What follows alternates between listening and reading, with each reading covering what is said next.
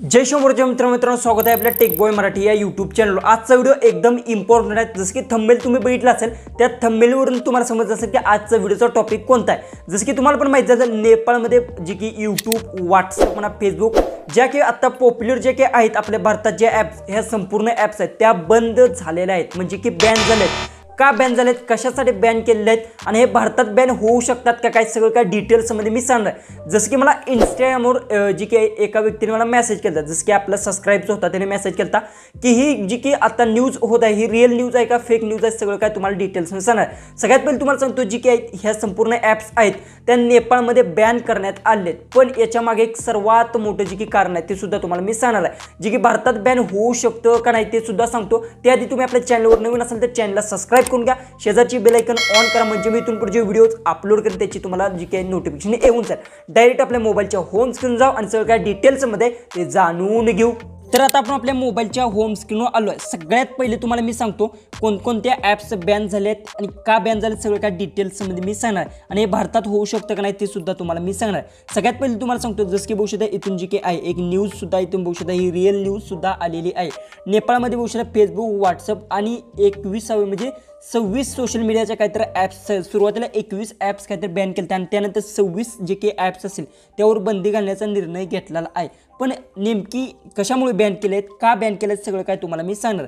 जसं की बघू शकता सगळ्यात पहिले तर तुम्हाला सांगतो, जी की त्यांनी काय सांगितलं होतं, प्रत्येक जी काही असेल व्हॉट्सअप म्हणा, इंस्टाग्राम, फेसबुक म्हणा आणि ज्या 26 ॲप्स आहेत त्यांना सांगितलं नोंदणी जी की नोंदणी करून घ्या। म्हणजे की जसं की समजा त्या कंपनीने काय सांगितलं, नेपाळ 2023 पासून ज्यांनी काय सांगितलं सोशल मीडियावर जे की सोशल मीडियाचे ॲप्स आहेत त्यांनी काय सांगितलं होतं की तुमचं आमच्या जे की नेपाळ भाग आहे त्या भागात एकतर ऑफिस असावं, जसं की तुम्हाला इथे सुद्धा दिसत असेल बहुशा, एकतर जे काही आहे ते ऑफिस असावं त्यांनी सांगितलं होतं। पण या नियमाचं त्यांनी पालन न केल्यामुळे ते ॲप्स आहेत ते बॅन झाले आहेत। जसं की तुम्हाला आता इथून जी की न्यूज असेल ते सुद्धा मी तुम्हाला इथून सांगतो जी कोणती न्यूज होते।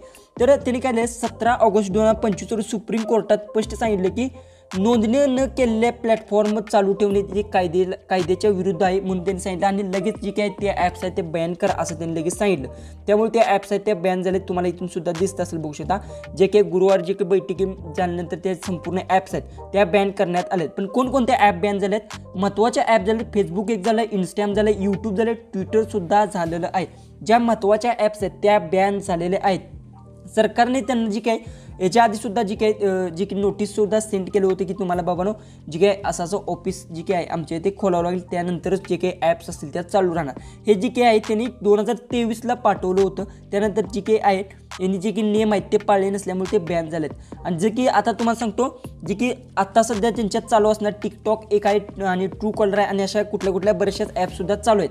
पण बरेचसे लोक आहेत ते VPN लावून सुद्धा ते यूज करत आहेत आणि हे भारतात सुद्धा होऊ शकतं का नाही। जर भूतकाळाचं जर तुम्हाला सांगायचं म्हटलं तर तुम्हाला माहिती असेल टिकटॉक, पबजी आणि व्हील चॅट अशा बऱ्याचशाच ॲप्स जे काही होत्या, UC ब्राउझर म्हणा, अशा बऱ्याचशाच ॲप्स आहेत त्या सरकारने बॅन केल्या। पण त्या बॅन का केल्या, जी की आपला डाटा होता तो बाहेर लीक होत होता, त्यामुळे जे काही त्या ॲप्स बॅन झाल्या अशा बॅन नव्हते झाले की जी काही त्यांचं ऑफिस होते नव्हते असे नाहीत, पण त्यामुळे ते बॅन झाले। जसं की आता तुम्हाला माहिती असेल यूट्यूब म्हणा, जी काही आहेत इंस्टाग्राम म्हणा, फेसबुक हे भारतात आपल्या बॅन होऊ शकत नाही, कारण की भारतात फेसबुक म्हणा, इंस्टाग्राम म्हणा, यूट्यूबचा जो की त्यांचा आकडा जे काही शेकडोच्या आत आकडा आहे, म्हणजे जास्त करून आपल्यात यूज करतात यूट्यूब म्हणा, इंस्टाग्राम म्हणा, फेसबुक आणि याच्याहून जे की लोक आहेत, लाखो लोक आहेत ते यूट्यूब, इंस्टाग्राम, व्हॉट्सअप आणि याच्याहून कमाई करतात। त्यामुळे हे बंद होणं शक्य नाही आणि बॅनसुद्धा हे होऊ शकत नाही।